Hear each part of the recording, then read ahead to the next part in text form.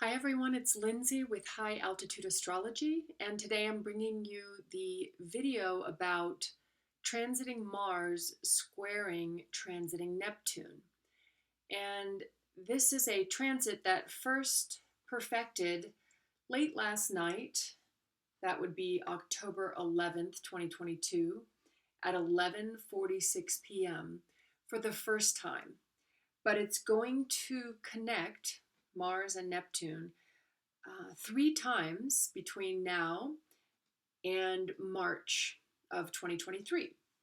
And that's because Mars in the sign of Gemini is going to be going retrograde on October 30th. And then it will go direct in January. And then in that process of going retrograde and direct, will make us square with Neptune two more times after tonight or after today.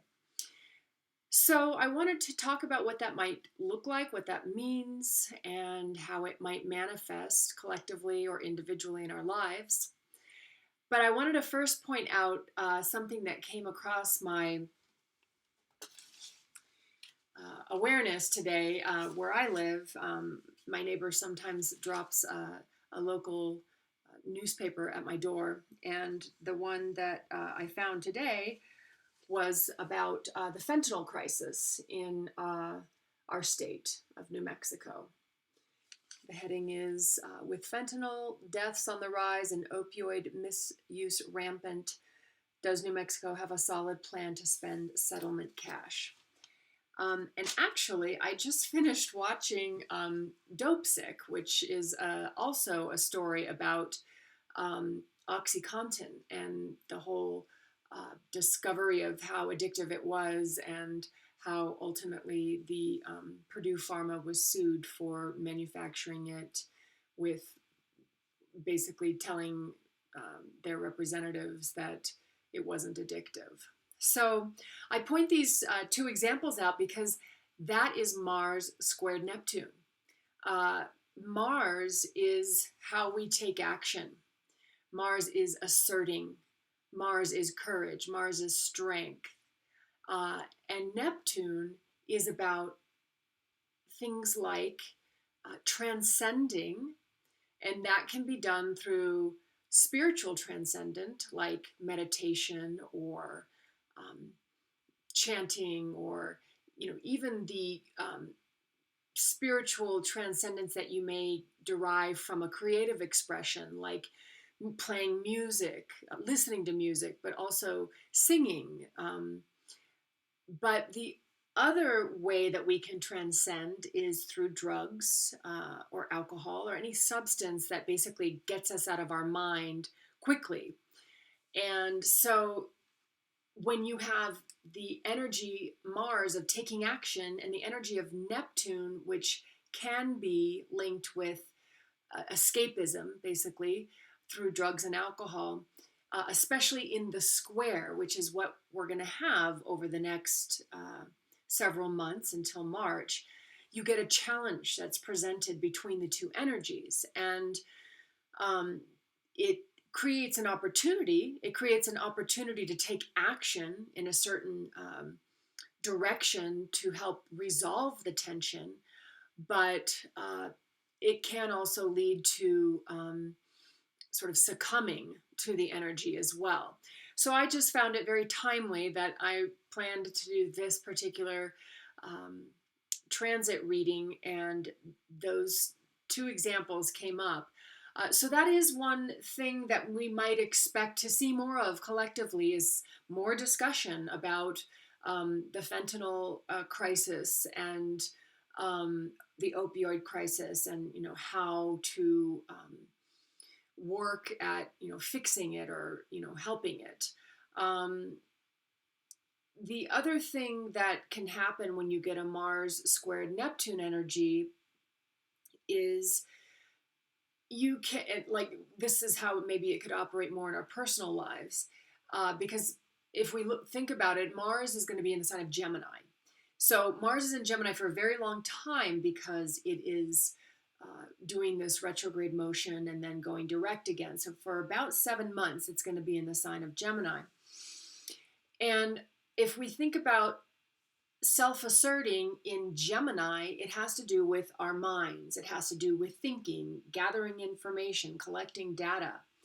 So there can be sometimes with Mars in Gemini, perhaps sort of quick communication, but maybe aggressive communication, that kind of thing, because you feel the Mars coming through the communicative style. And especially with the square to Neptune, perhaps Neptune can create a bit of confusion or misunderstanding, or not fully having the total picture of something. So, there could be this kind of dynamic happening between the two energies on a personal level for us over the next several months. And it just means that we really need to hold the space for any kind of this type of expression, and not succumb to a situation, because that can happen easily with Neptune. It's like we want to become very passive, and we want to in some ways placate, or just be compassionate, or be sensitive, or be the one that sort of takes the load for others in a way.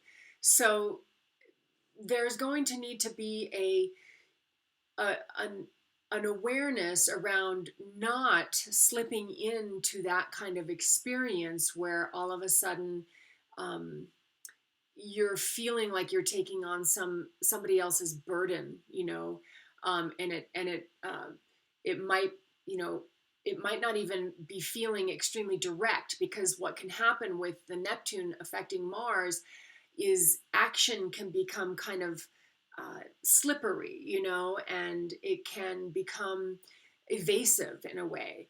And so there may be a lot going on underneath the surface that's churning and bubbling, but it's not always expressed very straightforwardly as you might expect with Mars, especially in Gemini. The Neptune can sort of subvert the Mars and Gemini's strength and create a little bit more of like a situation where you're not quite sure what somebody's feeling or thinking, or you feel badly because you needed to say something or express yourself, and you can just feel that it has affected somebody in a certain way, but they're not necessarily telling you that directly. So this is a little bit of the Mars squared Neptune, and I would just advise that it's important to stay in your power, because that's what Mars is about. Mars is your strength, it's your courage, it's your ability to stand on your own 2 feet.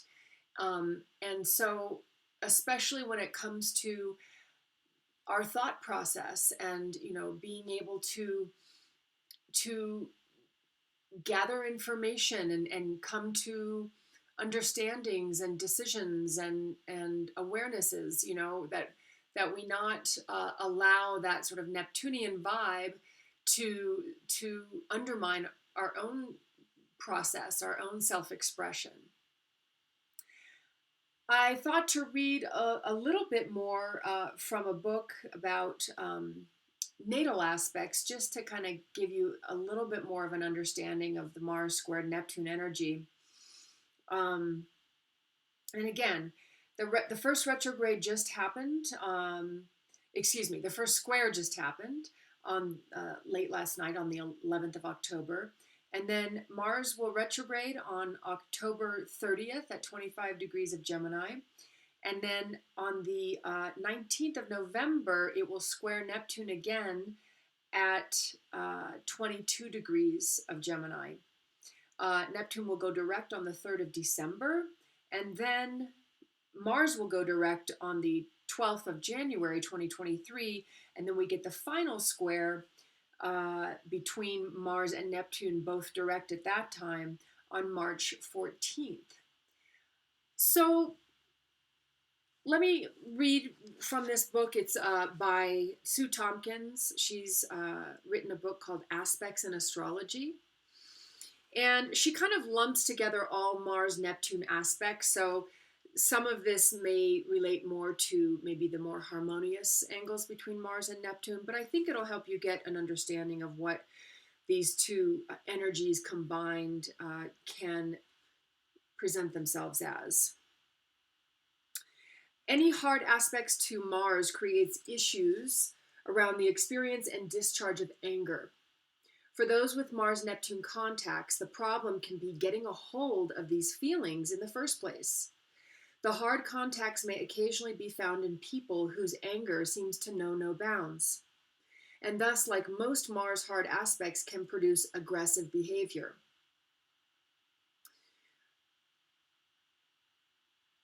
And she says, unlike Mars-Saturn rage, for example, though, the Mars-Neptune person often has no one or nothing specific to direct their anger towards, and thus it may spill out all over the place. Mars-Neptune rage can be more dangerous than that of Mars-Saturn, for there may be no control over its expression.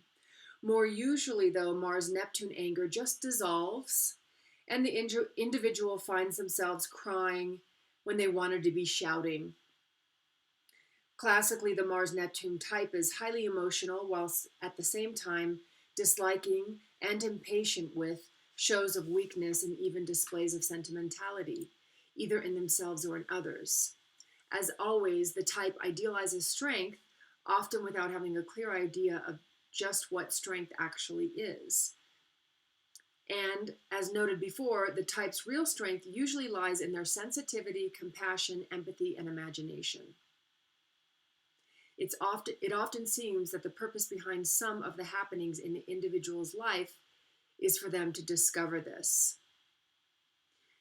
Yeah, so perhaps, this will be a time over the next several months of through these sort of challenges, these Mars-Neptune challenges, where either we might be feeling enraged but not being able to direct it properly, and so it kind of spills out all over the place, or we feel enraged but the Neptune sort of sucks the energy of the rage out from us and we can't really direct it appropriately, or we're experiencing these conflicts with other people where whatever is the problem isn't being directly addressed.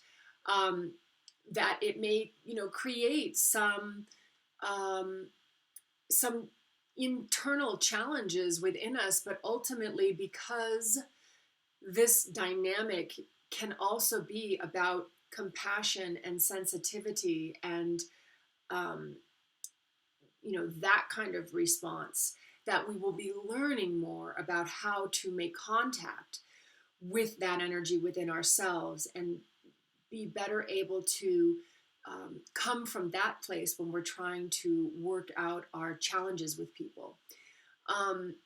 That being said, again, I would just warn, not to become the victim of somebody else's anger or frustration. To really understand clearly what a situation is and to not take on other people's difficulties, because Neptune is like a sponge. It just absorbs all the energy around it, and so it's important to make sure that you're not taking on other people's feelings, and then you're stuck with feeling guilt or some kind of energy that really isn't yours to be carrying. And that being said, some ways to really kind of work this energy could be to make sure that you are doing spiritual rituals that help cleanse your energy, whether it's saging yourself now and again, or using Palo Santo, or taking baths with Epsom salts, something that really just helps kind of get rid of a lot of the psychic energy that we may have absorbed, can help move through any of the challenges that this time might present. And another way of managing this energy is to become more creative, because that is a really true expression of Mars, self-assertion, taking action, being courageous, and Neptune, which is imagination and creative expression.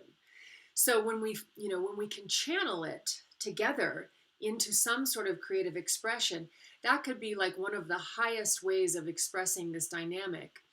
Along with things like meditation, that would be another way of really helping to kind of cleanse the energy field. Is take up a meditation practice at this time, and really implement something that will help sort of sustain you through these potential challenges that might come up. Because that's also really one of the expressions of Neptune. Neptune rules Pisces. Pisces is the last sign of the zodiac, which means it's like the energy, accumulated energy of all the other signs. And so it's a really kind of highly elevated energy, Pisces. And it just can simply kind of observe and not get caught up in the dramas and in the minutia of things. It's a Pisces is a mutable energy, which means it ebbs and flows and it changes based on what's going on around it. And so when you think of like meditation, it's about being able to really be present in the moment and not be affected by the happenings, not being affected by the things that are wanting to draw our attention this way and that, learning to be more of the observer. And, that speaks to maybe something that might occur over these next few months collectively too. It's like we can really learn to step back from a lot of the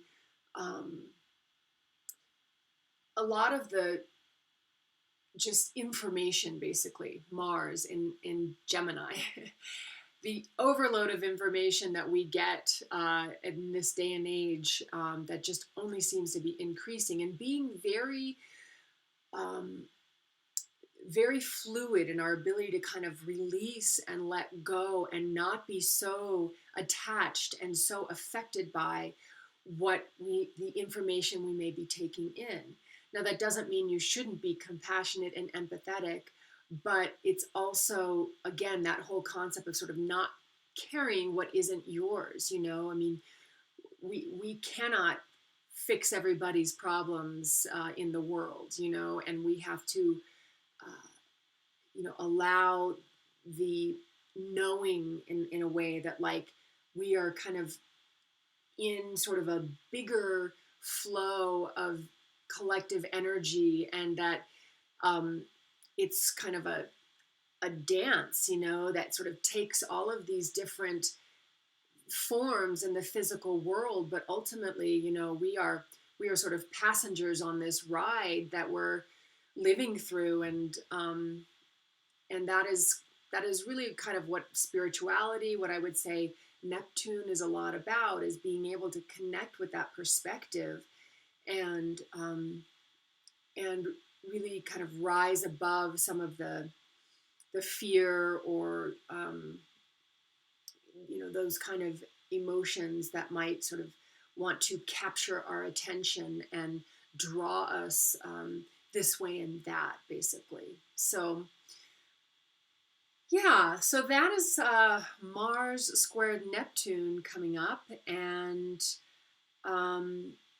again, just kind of be ready for maybe some interesting dynamics. I mean, the opposition would bring more in perhaps the challenges with others, whereas this square, it's more of an internal experience that we are going to be going through with this energetic dynamic. And definitely, avoid definitely avoid escaping through excessive drug or alcohol use, and really, be aware of checking ourselves if that's becoming an issue for us, because because that's just, again, a way that Mars Neptune can operate. It just wants to kind of, it's sort of like a quick way of getting out. And that's not what this is requiring. This is going to require, sitting with our emotions, sitting with our feelings, but also being able to talk about them, Mars in Gemini, and doing that in a way that kind of gets the facts out there, but not really gets too heated, allowing kind of a calm, cool, rational dialogue type of energy with others. So I think that's all I have to say about Mars squared Neptune today. I'm sure I'll be revisiting it as we go through, the additional times that this energy will be occurring. But also, again, a reminder, really self-care, Mars squared Neptune, the Mars in Gemini, the mind can just get really kind of fried and frazzled with all the thoughts, and Neptune potentially getting fearful and afraid and overwhelmed, so really trying to ground ourselves through this process, through our spiritual practices, through self-care, will really help us navigate this time more successfully. So thanks so much for watching. If you like my channel, please subscribe. If you like this video, please give it a thumbs up, and I will see you at the next video. Take care.